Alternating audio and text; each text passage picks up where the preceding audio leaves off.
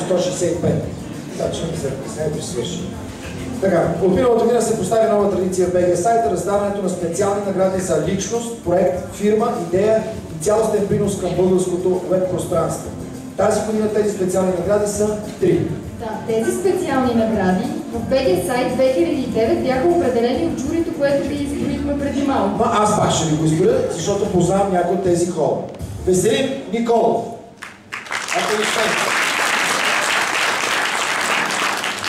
Следващия, който ще прочита, има много поздрави от жена ми, не знам защо. Александър Варов. Венци Костов. Константин Павлов. Иван Иванов. И моята любимка Жустин Том. Тези хора от години следят развитието на народния уеб и със сигурност знаят кой има голям принос и заслужава награди. Да, със сигурност заслужаващите награда винаги са повече от самите награди, но наградата е само една, не може всички да са победители. Само ще ви кажа, че на сайта на конкурса още утре ще можете да видите видео от гласуването на експертния съвет и да разберете как и кой избрал носителите на голямото признание от BG сайт 2009. Така, на сайта на конкурса това го прочетох, ти си. Да, всички ще съгласите с техния избор, го казвам. Къде ще да не се съгласят? Така. Къде съм? Казах го! Така, моля на сцената да заповяда господин Константин Павлов, експерт онлайн.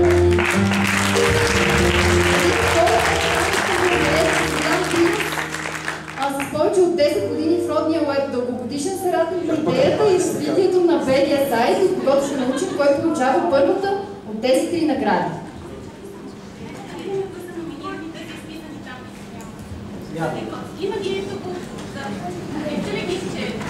SlashNet, EasyTrader, Translators Heaven, DG Wikipedia.org, Webit, Николай Кочийски, Imperial Online.org, Мил Шопов и Елмаз.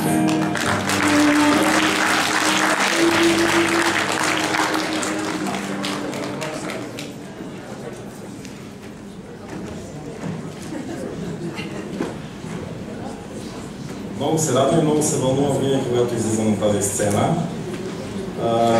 Чудно е наистина как минава времето. Преди 20 години това беше също една много знаменателна дата. Тогава аз бях зад една дебела бетонна ограда в Нова Загора с униформа. Чаках да ми изтече службата. Да, знам. 28-90. Преди 10 години целият български интернет бяхме около 50 човека, които се познавахме лично и знаехме кой в коя фирма, над какво работи точно. А сега вече е съвсем различно и затова първата специална награда, тя е за един човек с изключителен принос в развитието на български интернет. Първо в това, че той организира български интернет като общност, т.е. той е организатор на множество конкурси, на различни видове събития, фестивали и така нататък. След това той е човек, който е абсолютно непримирим в борбата за нашите цифрови права и свободи. Действа против всякакви опити за подслушване и наблюдение на интернет комуникациите. И третото и далеч не е най-маловажно, човек, който винаги и особено мен винаги много ме вдъхновява да работя и да постигам нови неща. Това, разбира се, е Богомил Шопов.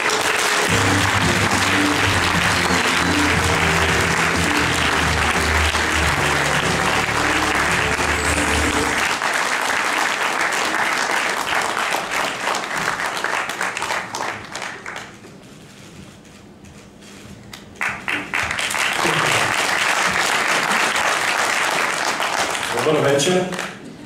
Аз много се радвам, че презентацията е на Linux и на Firefox. Днеска, освен на BG сайт и Firefox има рожден ден, стана 5 години. Значи използвате Firefox. Аз не съм си подготвил реч, но все пак ще отнема 15-20 минути. Надявам се имаме 15-20 минути. Добре. И да много поздравя на Ирина. Айде! Така, Днеска, както се спомена, става 20 години от падането на Берлинската стена. Аз така като комитата, Константин Павлов промотира, се занимавам с опазване на цифрови права. Затова искам да ви пожелая на тези, които още не е паднала тяхната Берлинска стена в главата, за да си променят малко мисленето, и на тези, които не виждат решетките пред техните свободи, да се погрижат за това. Не знам дали знаете, но интернет т.е. вие знаете, разбира се, интернет е една отворена среда, отворена общност, докато в момента в Европейския парламент и в нашия парламент и на разни други места хора с мислене, които не разбират какво е интернет, искат да го затворят. Затова ние имаме нужда от всички вас, за да можем да се справим с тази опасност да загубим интернет. Не може хора, които не живеят в интернет, да решават какво да правим. Ние сме тези хора, които трябва да го решим. Аз за това много се радвам на тази награда, макар че тя е, както се казва, парче метал, но тя носи много голяма стойност. И аз ще се радвам всеки един от вас до година или по-до година да спечели тази награда, да стане с една истинска стойност, заедно да успеем да спрем нарушаването на неутралитета на интернет, нарушаването на нашите цифрови права, защото всички ние го заслужаваме. И втората тема, която искам да наблегна, свършвам, това е, тъй като сме една веб общност, това е да се обърнем пак моя любим персонаж, това е потребителя. Потребителят вече не е човек, който го потребява, а това е човек, който създава, да направим един по-отворен уеб, да направим един по-истински и съдържателен уеб, в който не само хората, които правят сайтове, електронни магазини, използват технологии, да са част от него, а наистина както е и потребителя да е част от него. Затова пожелавам един по-отворен веб, помогнете ни, не знаете всъщност какъв ефект има един банер, който ще се появи примерно на най-посещаваните сайтове, които вие разработвате с посланието нека да спрем загубата на неутралитета на интернет. Помогнете ни по всякакъв начин. Много ви благодаря за наградата, за журито.